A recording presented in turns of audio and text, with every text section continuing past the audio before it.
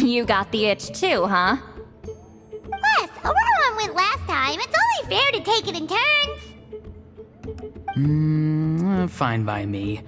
We know it's safe now, so you shouldn't have any problems. Chào mừng các bạn đến với kênh của mình.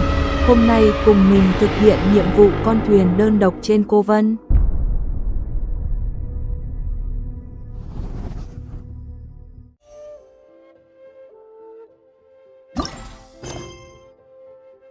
You should really bring the Knights of Favonius with you next time.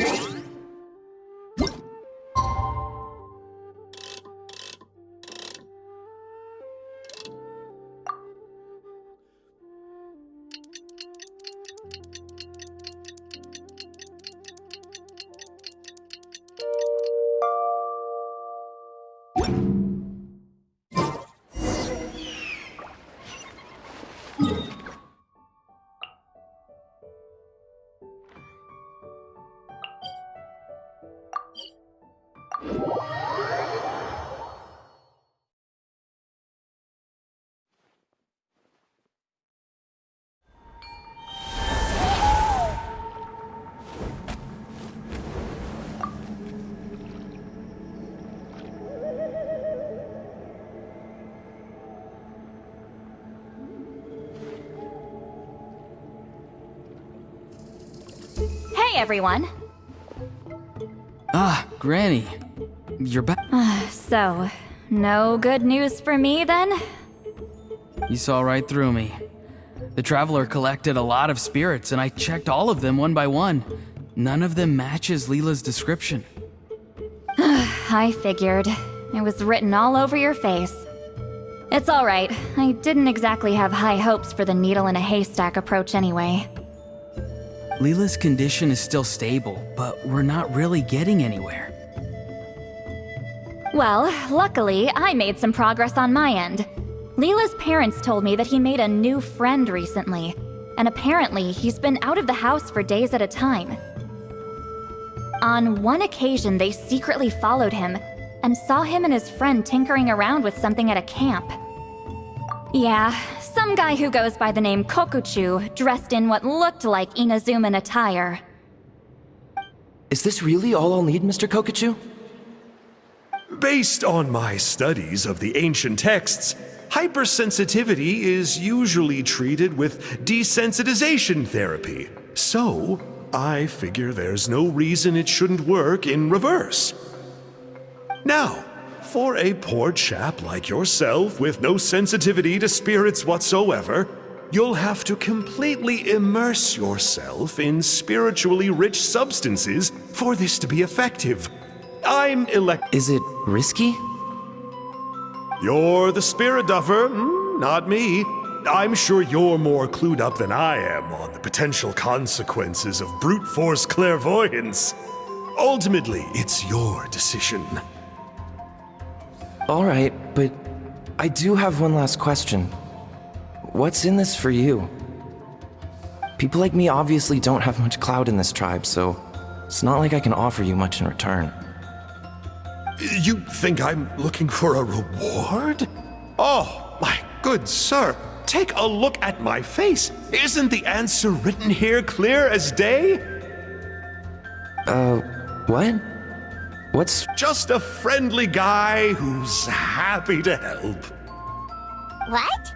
So some random guy from Inazuma just felt like helping Leela cure his spirit deafness? Hypersensitization therapy, huh? What a novel idea. Could that really work? Not on Leela by the looks of things. It's anything but novel. Our tribe used to offer it as a treatment once upon a time. But it was so fraught with risks and had such an abysmal success rate that it was eventually outlawed. As for this Kokuchu fellow, I'm sure he has his own agenda. He conveniently disappeared right after Leela got into this mess. Leela's parents gave me the address of the camp, so I went and checked it out. There were clear traces of spiritual energy. And also, look what I found. What's this? A broken shard. probably from a weapon or some sort of ceremonial implement. You feel that? It might look old, but it has extremely strong traces of spiritual energy.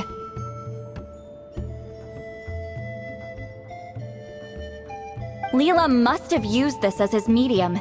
It would definitely explain how a spirit duffer like him was able to trigger a clairvoyant experience. Wait, there's something else. It feels so familiar. I think this is somehow connected to my ancient name. Connected how? Is it like a shard of an ancient name? No, more like... I think this item might have belonged to a previous bearer of my ancient name. Okay, that's it. Granny's getting itchy clairvoyance fingers. I'm going to try using this shard as a medium. Cool, same as last time? The Traveler can use the Spirit Loom to record what you find on a woven scroll. Nope. Auroron can do the recording this time. Why?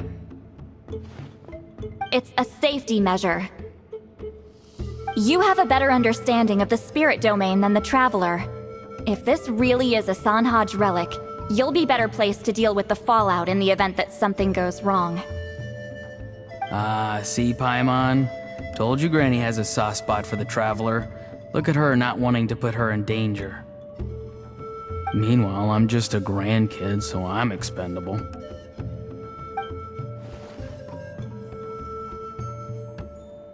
Hey, what are you blabbing on about? Sorry, Granny. I'm ready now. Then let us begin.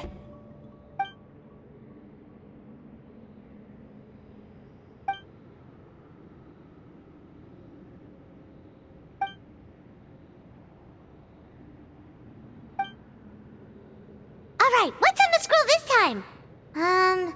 Looks like a broken bow covered in flames. Hey, don't you think one of the pieces looks just like this shard? You're right! It seems to be from the body of the bow. I saw a bow just like this in one of Granny's scrolls. Yes, it's the weapon Sanhaj used in the Battle of the Mare Javari. I guess that proves it. This shard is a bona fide Sanhaj relic. Good old Sanhaj. The relic's spiritual energy was fluctuating very strongly, but I wasn't in any danger at all. The Traveler probably would have been fine as well. Now that's a true hero, huh? Generations later and the stuff he used to own is helping to treat spirit duffers. I still think there's more to this story, though. Kokochu must have had his own motives beyond just treating Leela's condition. Well, okay, we saw the full bow just now, right? Maybe he wanted to see it too, so he could track down the other pieces. I don't know if he'd have anything to gain by doing that. Even if they're Sanhaj relics, I still doubt he'd have much use for a broken bow. Also, why use a spirit duffer in that case? You're basically setting yourself up for failure. Huh? Layla's body is responding! Let me take a look. I can sense a spirit being drawn to the relic. Looks like Granny's plan is working. Leela's spirit is being drawn to the bait. In that case, let me try again. This time using both Leela's body and the shard as mediums. You can do it, Granny. I'm ready to go too. You got the itch too, huh? Plus, Auroron went last time. It's only fair to take it in turns. Fine by me. We know it's safe now, so you shouldn't have any problems.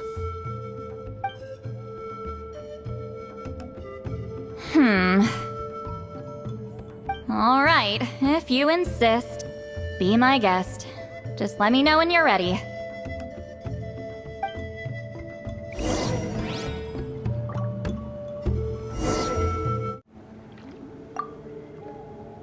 You ready? All right, here goes.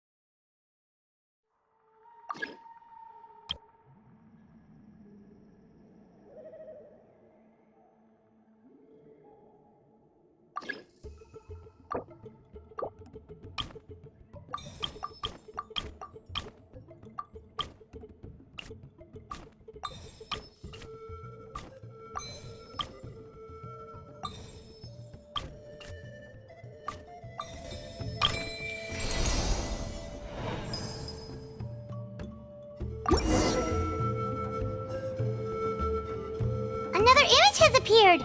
This one is a map. A map? Of where? Could it be the Mare Javari? The Mare Javari?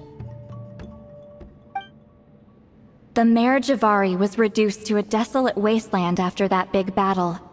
Or rather, it became known as the Mare Javari after what happened there.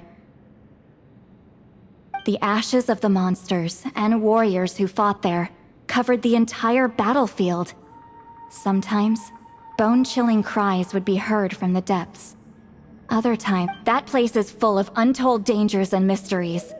Over the centuries, the finest adventurers have tried to prove themselves by venturing in. Sadly, most ended up perishing there.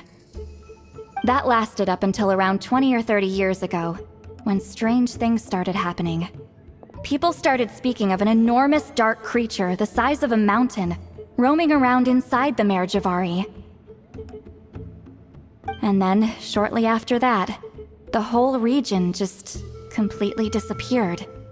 Nobody knows how, but that infamously ominous place just vanished from the face of the world. What? How the heck? I know, right? Anyway, if I'm not mistaken, the place indicated on this map is where it used to be before it disappeared. At the westernmost part of Natlan. It's a very remote location, far away from any of the tribes. There never used to be a settlement there, but there's more people since the Mare Javari disappeared. Anyway, that's just what I've heard. I've never been there myself. This is what age does to you. The older you get, the less adventurous you become. That's just an excuse. Granny's too lazy to take a trip that far away. Hold on a second. There's a spirit approaching the shard and the woven scroll. Oh, Leela's body is responding again! Quite a strong reaction this time. Does this mean what he was really seeking was the Mare Javari's location? I sense it too. There's a soul nearby. Almost a complete one. This is creeping Paimon out! Seems like the plan is working.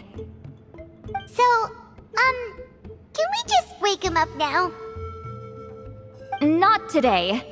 You might think bringing a spirit back into its body is like pouring water from one bottle into another, but it's far. I need to borrow a ceremonial sword and make some other preparations.